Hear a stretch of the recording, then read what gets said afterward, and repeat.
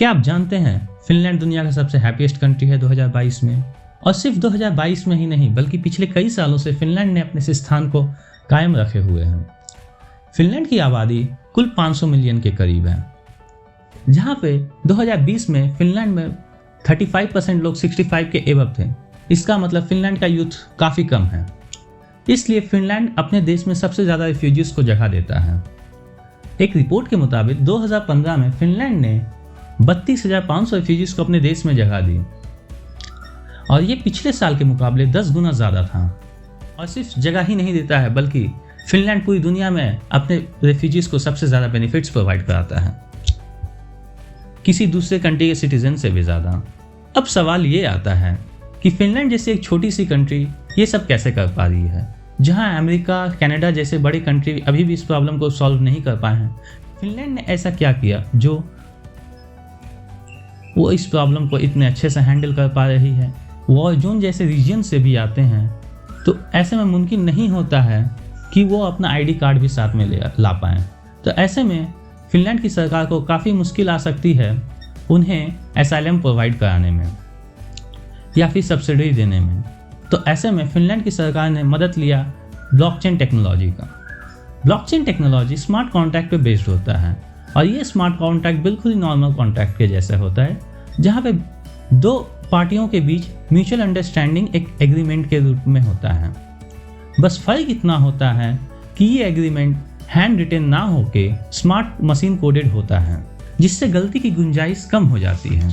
Finland की government ने एक फिनिश स्टार्टअप मोनी की मदद से ब्लॉकचेन टेक्नोलॉजी पे बेस्ड एक प्रीपेड कार्ड बनाया, जहां उनका पूरा डेटा एक ब्लॉकचेन में स्टोर होता है और वहीं उनकी पूरी आइडेंटिटी का डेटा भी उसी ब्लॉकचेन में स्टोर होता है। क्योंकि रेफ्यूजीज का बैंक अकाउंट खुलाना मुमकिन नहीं हो पाता है, ऐसे में ये प्रीपेड कार्ड उनकी बहुत मदद करता है। इसी कार्ड की मदद से फिनलैंड की गवर्नमेंट अपने सारे रेफ्यूजीज को प्रोविजन या सब्सिडी प्रोवाइड करा पाती है।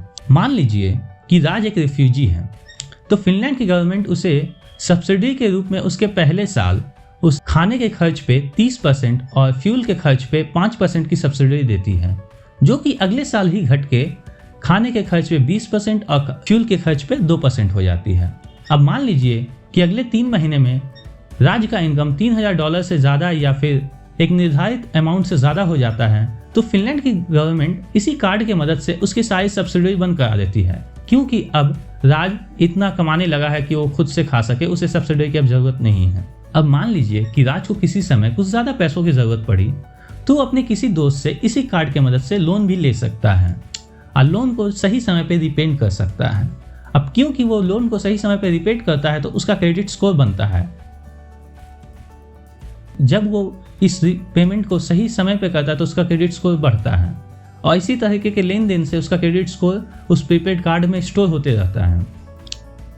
अब मान लीजिए राज कई सालों से फिनलैंड में रहने के बाद उसे लगा है कि अब वो अपना बिजनेस शुरू करे, तो वो इसी कार्ड के क्रेडिट स्कोर की मदद से फिनलैंड के किसी फाइनेंशियल इंस्टीट्यूशन से लोन भी ले सकता है और लोन लेके कोई बिजनेस शुरू कर सकता है। अब इस बिजनेस से ही फिनलैंड की गवर्नमेंट को इकोनॉमी में बढ़ाने में मदद मिलती है, क्योंकि फिनलैंड की यूथ पॉपुलेशन काफ़ी कम है। तो ऐसे में ये सारे रिफ्यूजीज उनकी मदद करते हैं उनकी इकोनॉमी को बढ़ाने में। अब बात आती है ब्लॉकचेन टेक्नोलॉजी पे। क्योंकि ये सारे ट्रांजैक्शन ब्लॉकचेन टेक्नोलॉजी पे बेस्ड होते हैं, तो ये सारे ट्रांजैक्शन ट्रेसेबल होते हैं, ट्रांसपेरेंट होते हैं और इरिवर्सिबल होते हैं। इन्हें चाह के भी कोई मैनिपुलेट नहीं कर सकता है। क्योंकि ये ब्लॉकचेन पे बेस्ड होते हैं, इसमें ह्यूमन इंटरफेरेंस काफ़ी कम होता है, जहाँ करप्शन भी बिल्कुल कम जाता है। और इस तरीके से फिनलैंड ने वर्ल्ड का सबसे हैप्पीएस्ट कंट्री का मुकाम हासिल किया है। अब आप मुझे अपनी राय कमेंट में बताएं कि इंडियन गवर्नमेंट कैसे ब्लॉकचेन टेक्नोलॉजी को फिनलैंड के गवर्नमेंट के जैसे अपने कंट्री में यूज़ कर सकती है। अपनी राय मुझे कमेंट में ज़रूर बताएं। अगर आपको ये वीडियो अच्छा लगा है तो वीडियो को लाइक ज़रूर करें और चैनल को सब्सक्राइब करें, ताकि ऐसे ही इंफॉर्मेशनल वीडियो हमेशा सबसे पहले आपके पास पहुंच पाएँ।